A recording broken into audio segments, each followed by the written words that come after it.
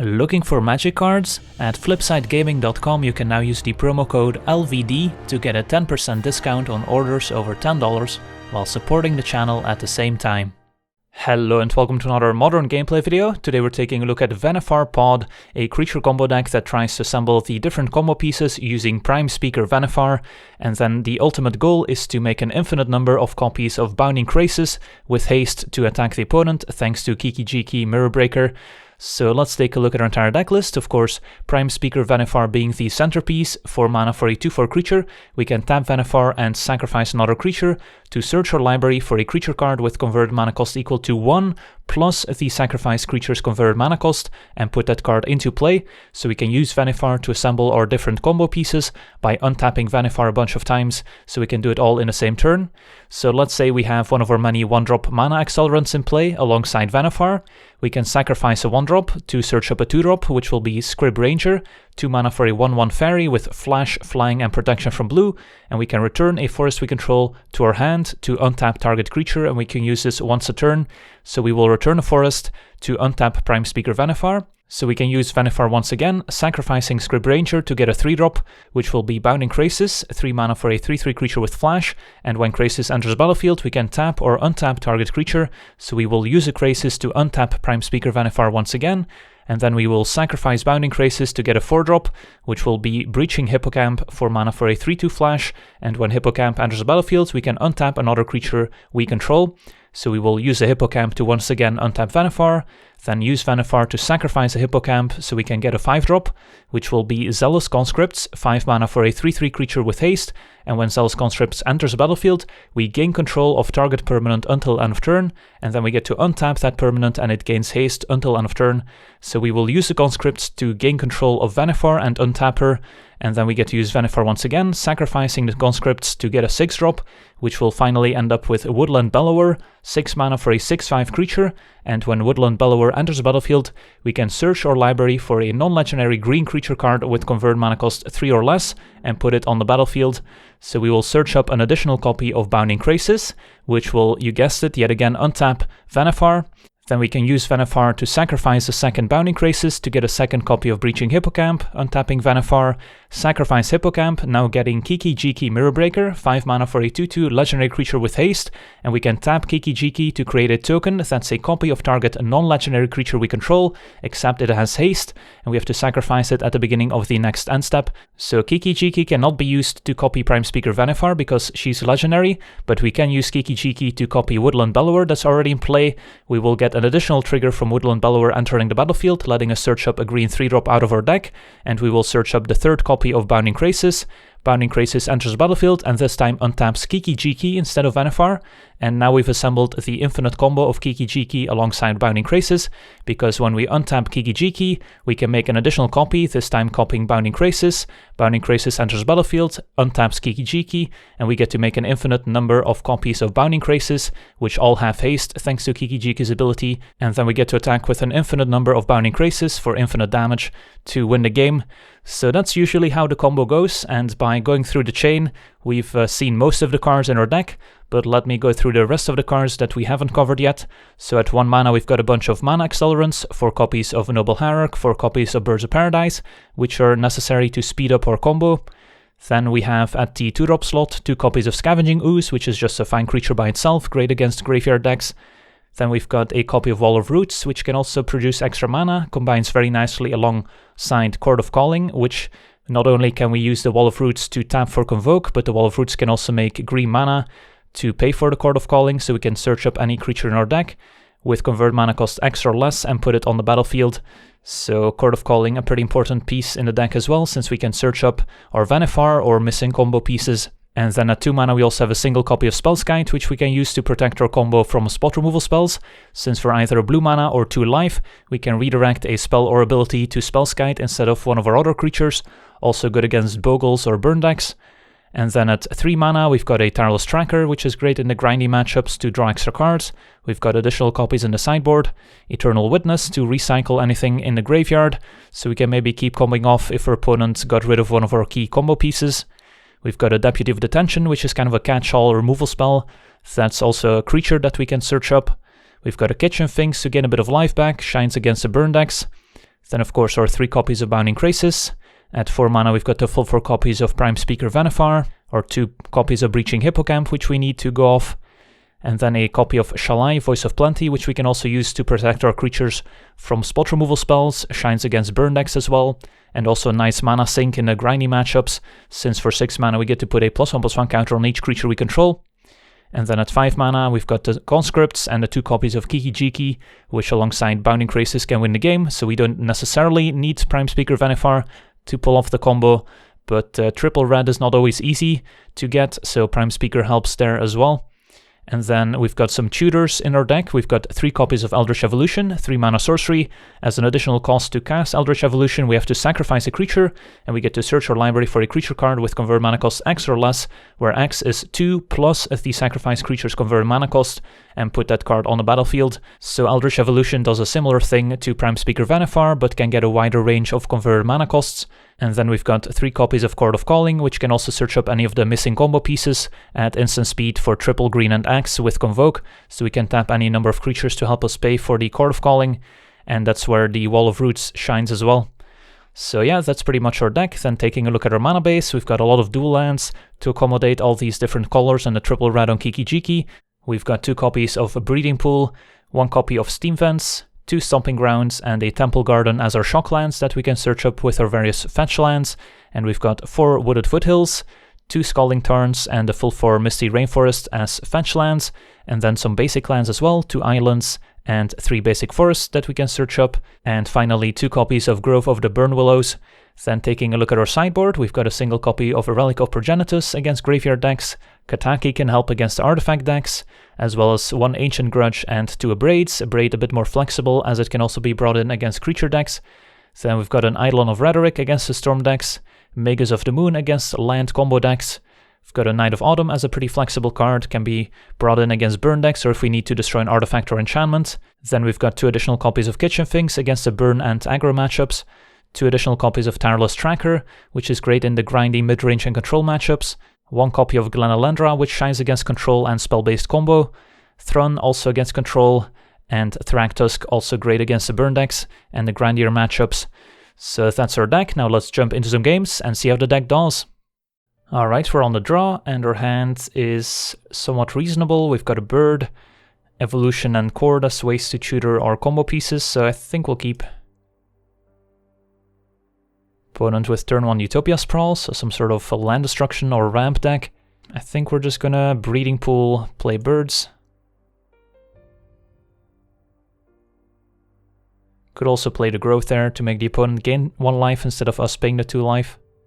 Also reasonable. And it's gonna be turn 2 another Utopia Sprawl. And then 3 mana for Sakura Tribe Elder, so our opponent's ramping nicely. Alright, Misty Rainforest to pick up. So here we could play the Rainforest, sack it, and then play Eternal Witness, get back our fetch land, and then next turn Eldritch Evolution, the Witness to get Vannifar. I think that's the fastest way we have to the combo, so I think we'll just get a forest here.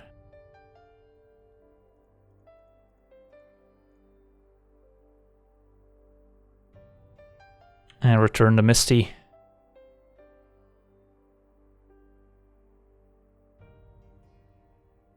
Alright, another Utopia Sprawl. And this is 5 mana total for an Acid Moss destroying our land, so that's gonna set us back quite a bit. But we can still cast our Eldritch Evolution. Sadly, we drew the Woodland Bellower, which could slow down our combo somewhat. But I think the plan is still to Eldritch Evolution to get Vannifar, but we might as well get into damage first here. We'll replay the Misty. And we want to get a dual land or a basic. There's always the consideration of needing to hardcast Kiki Jiki at some point. So I guess we'll get a Steam Vents. And then Eldritch Evolution. Sacrificing Witness. And I think we just get Vannifar. Is there any consideration for another creature? We could get Kiki Jiki, but we don't have Bounding Crisis in hand. So I think we just want Vannifar.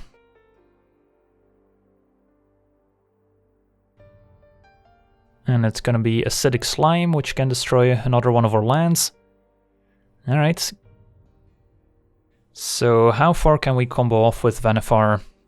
Given that we have the Bellower in hand, we would end up at 5 mana with a Zealous Conscripts, or we can just get Kiki Jiki and then on the following turn get Bounding Crasis to combo off. I think that's a plan. I think we'll just combo off until we get a Kiki Jiki in play and then go from there. I don't think there's a way for us to win right now, so let's just make a mana here. Get our Scrib Ranger. Could also get the Wall of Roots and then just try and ramp into Bellower next turn. But I think getting the Kiki Jiki is probably fine here. So we'll tap this for mana, use Scrib Ranger, untapping Vannifar, picking up our forest. Get Crasis. Untap Vannifar. Get Hippocamp.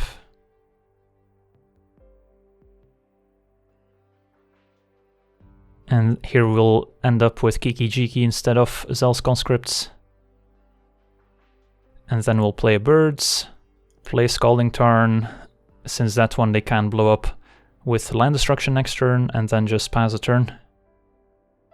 And then next turn we can attempt to get a Bounding Crasis in play and win the game from there. Opponent with a Primal Command shuffles our graveyard back into our deck and searches up a creature, gets Eternal Witness, that's fine. Eternal Witness can get back Primal Command or Acid Moss, but that's why playing the fetch land is so important here. Otherwise our opponent could have put land back on top of our deck with Primal Command, and we might not be able to Court of Calling for enough next turn. So our opponent attacks. We can just copy the Birds of Paradise here to chum block with.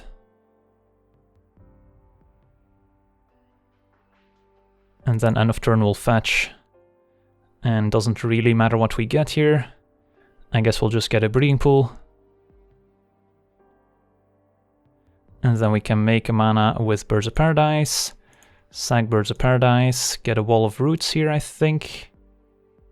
Wall of Roots can make another green mana. And then we can Court of Calling for X equals 3 to get another Bounding Crasis, which can untap Kiki Jiki, and we have infinite damage here.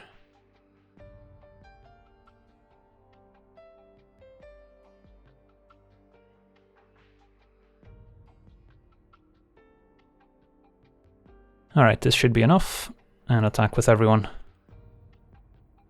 Alright, sweet. So against mono green, land destruction, how do we want to sideboard? Well, our mana creatures are pretty vital for us to stay afloat. I don't think we have a ton in the sideboard for this matchup. Don't really want Magus of the Moon, our opponent has a ton of basic lands. Maybe Night of Autumn could be a slight upgrade over something else, since it can get rid of Utopia Sprawls.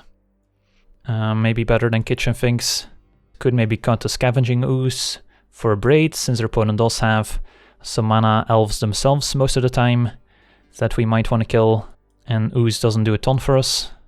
I guess Glenalandra could also be okay at countering some of the land destruction spells, maybe instead of one of the Tarlos trackers. Alright, we'll try this. Alright, we're on the draw, and how about this hand? We've got a Noble into Wall of Roots, which can help us make a lot of mana, but not a lot of red mana for Kiki Jiki.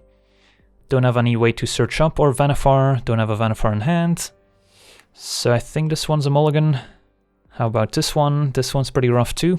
Bellower, Cord, and no mana accelerants. But I don't really want to go to 5, so I guess we'll keep. And our opponent mulliganed all the way to 2 and scoops it up. Alright, so they couldn't find the cards they were looking for. So on to the next match. Alright, we're on the play, and this hand seems fine. We've got our mana accelerant and our Vannifar, so all the things we need. And hopefully our opponent can't remove Prime Speaker Vannifar. Otherwise we could also play Shalai first to protect her. So turn 1, what do we want to play? I guess we'll just pay 2 for this Breeding Pool and play our bird, since we might want to get red mana with this Misty Rainforest. Opponent also with Breeding Pool into Serum Visions. Alright, find Eldritch Evolution. I don't think we're using that to get anything here.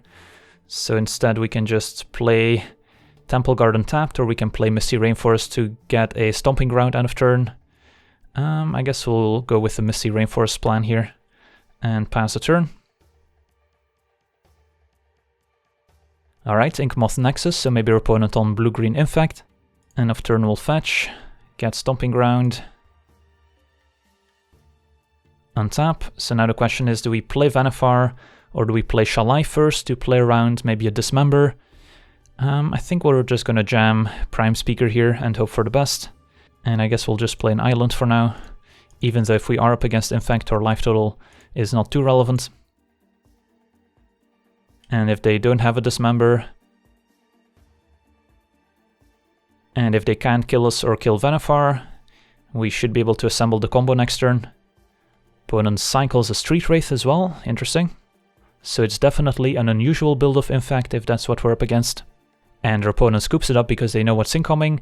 They probably shouldn't have conceded there because there's a small chance we have all the combo pieces in our hand and can't quite combo off on the following turn. But as it turns out, unless we were going to draw one of our key combo pieces, we were going to be able to kill them. Alright, so how do we want to sideboard against what I assume is an Infect deck? I'm guessing a Braid's going to be okay. Ancient Grudge is a bit too narrow, although it can kill Inkmoth Nexus specifically. Do we want the Glenalendra? Seems okay. Magus can also have its moments, but maybe a bit too narrow. So I think it's mainly Braid and Glenalendra that we're looking at. And I don't think this is a matchup where we are going to have a very grindy game, so Tireless Tracker doesn't seem necessary. I could also see cutting Eternal Witness. Kitchen Finks seems cuttable if they're on Infect. I think we'll keep Shalai because just having a flying creature can be useful in this matchup. And I guess we can cut a Scavenging Ooze. Ooze can be relevant at exiling cards in the opponent's graveyard to prevent them from delving a pump spell, but otherwise it's not the most impactful creature, so I think cutting one Scavenging Ooze is probably fine. Alright, I think we'll try this. Alright, we're on the draw, and we've got a pretty land-lined hand, only 2 lands, no mana creatures. That being said, we do have the Prime Speaker in hand, and a Spell's Guide to protect, and Spell's Guide can also redirect bump spells, which is pretty relevant. So I think we'll keep turn 1 Pendelhaven into Glistener Elf. Alright, let's play this Wooded Foothills and pass. And this is probably getting a Steam Vents. Alright, Noble Hierarch. So we'll take 2 Infect here, unless they have another pump spell. And the Serum Visions. Can also use Bounding Crassus to maybe tap an Infect creature on the opponent's turn. So let's get a Steam Vents. So we get our red mana and our blue mana all at once. And play a turn 2 Spell's Guide, which hopefully buys us some time. Noble Hierarch is also tempting, but I think we just need to get the Spell's Guide in play, otherwise there's a pretty high chance that we just die next turn. Another Noble Hierarch. Pendelhaven used on Glistener Elf, can't redirect that one. So this Glistener Elf is attacking for 4 without needing any pump spells. So we can block it with the Spell's Guide this turn. But I guess we're just going to take 4 Infect. Alright, let's untap. Pick up a Forest. So what's our play now? We can Bounding Crassus, tap down a Glistener Elf on the opponent's upkeep. Could be reasonable. Yeah, I think that's our plan. Could also Eternal Witness to get back the fetch land, so we can guaranteed play Prime Speaker next turn. We could also Eldritch Evolution to get a 4-drop, which could be Vannifar itself, but then we're chum blocking Glistener Elf, so that doesn't do anything. So yeah, here it's between Eternal Witness and Crassus. Eternal Witness can also chum block Glistener Elf potentially, so I don't hate it. Get back Wooded Foothills. And go from there. Alright. Elf attacks. We'll block. Untap. Alright, so I think it's time to just play Vannifar here. We'll get a Stomping Ground just in case we assemble Kiki-Jiki. Play Vannifar.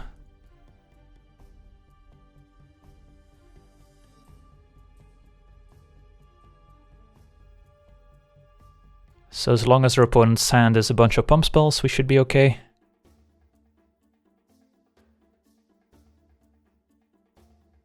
Alright, Pendelhaven used once again. Our opponent also with Inkmoth Nexus, so next turn they can fly over with a ton of infect damage. Alright, we're blocking with Spellskite. Spellskite is dead. And do we get to untap? We do. And our opponent scoops it up, alright. So I wonder how this turn would have played out. Since we picked up the 5th land and had Zealous Conscripts in hand, we could just hardcast Zealous Conscripts. The ability doesn't really matter.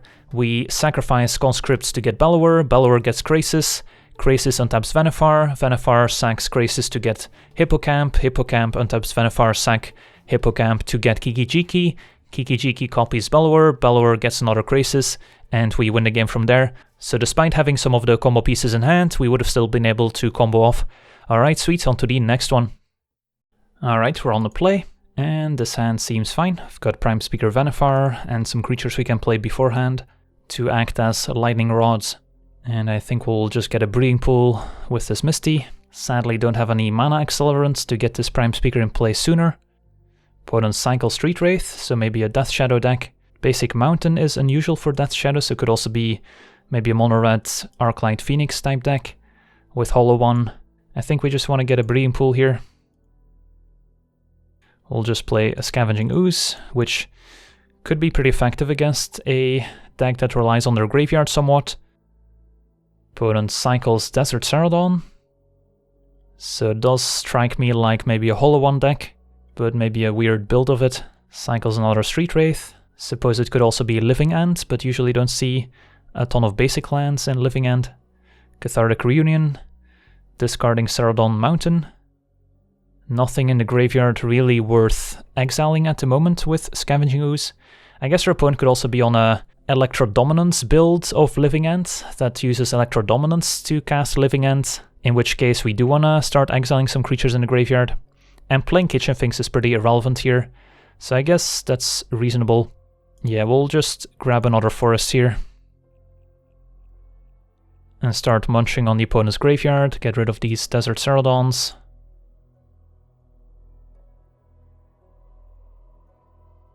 And then next turn we'll see if we want to play Vannifar or if we want to do something else. Get in for 5.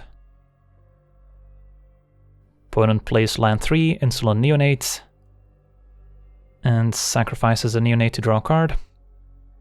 It's also possible we were supposed to keep up a Scavenging Ooze activation instead of doing it all right away.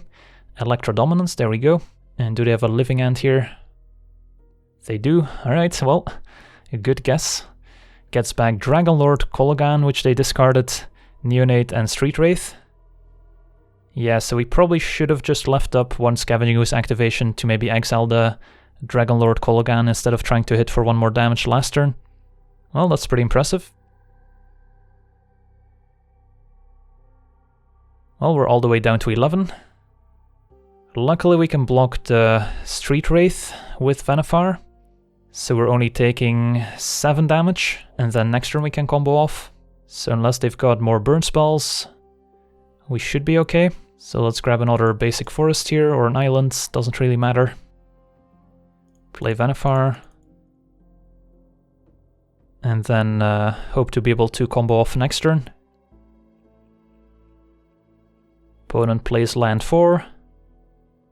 So another Electrodominance could also just kill our Prime Speaker here.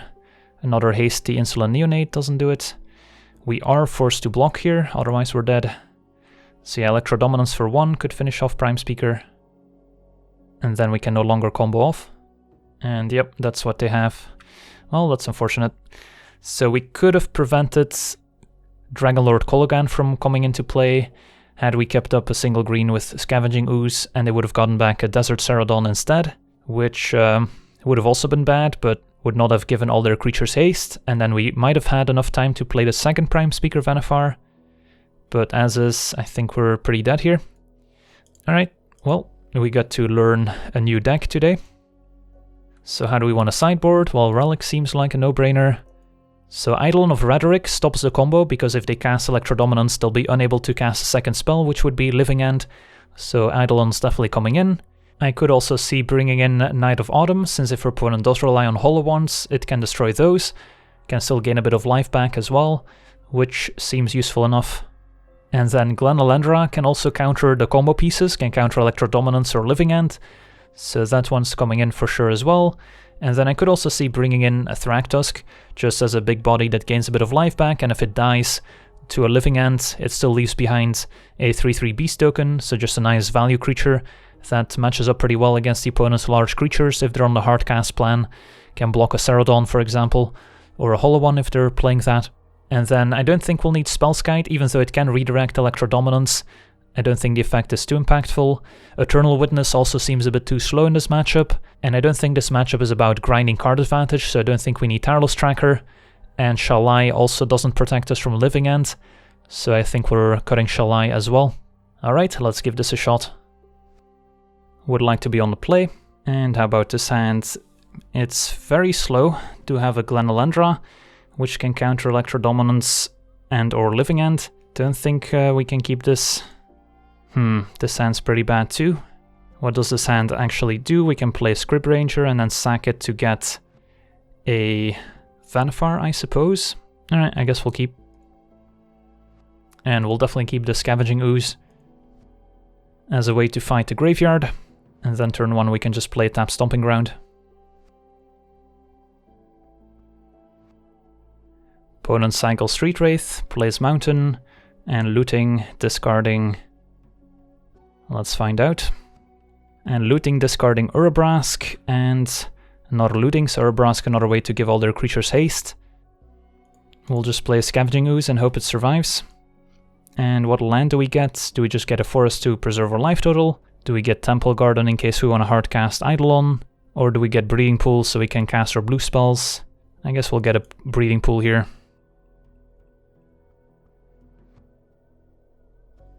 Alright, so step 1, Ooze has to survive, and then we can start making some progress on the graveyard.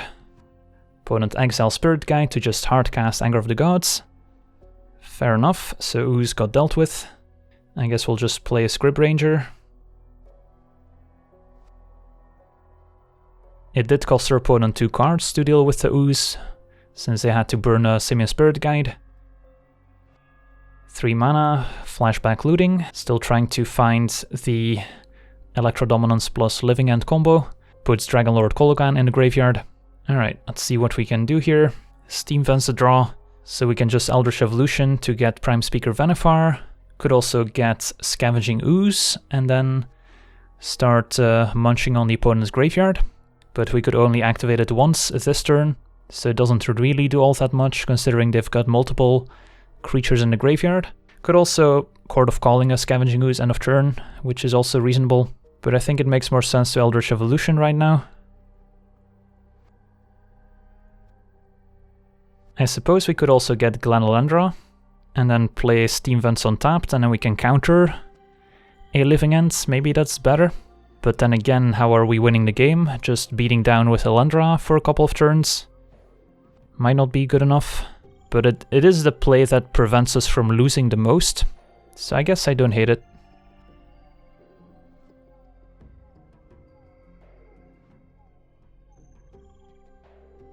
Hardcast Simian Spirit Guide, that's what I like to see. And Insolent Neonates, so... Alright, time to beat down with mopey creatures, although Kiki-Jiki is not a bad pickup, and we already have triple red. So we're just 1 land away from casting Kiki-Jiki, which is quite good here as well. So we can attack for 2. And then end of turn we can flash in a Breaching Hippocamp, I suppose, if we think it's safe to do so. But if our opponent keeps up mana, we'll have to keep up the blue mana for a Glen Elendra activation. So our opponent gets in for 3. Can't really afford to try and ambush the Neonate with Hippocamp here, because we have to keep up mana. Exile Spirit Guide to hardcast Hollow One. Alright, so now we can afford to do something end of turn. We can only court for 1, which I guess is enough to get a mana creature so we can hardcast Kiki-Jiki. So end of turn here we're just going to flash in the Hippocamp. and then hope to pick up a land here. So we can play Kiki-Jiki. Birds of Paradise will also play. And don't want to attack since we need all our creatures for Convoke. And our opponent only has one card in hand, so it's unlikely that they pull off the Electrodominance plus Living End combo here. And we still have Glenalendra, just in case. Alright, opponent hits us for 6, we'll take it. Although in theory we could also block, but I don't think we want to. End of turn we'll chord.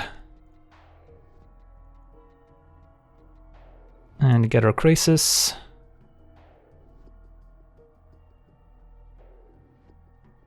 We'll untap the birds, I guess. 4 mana, what is this? Electrodominance for 2, killing the Hippocamp. Alright, do they also have a Living End in hand?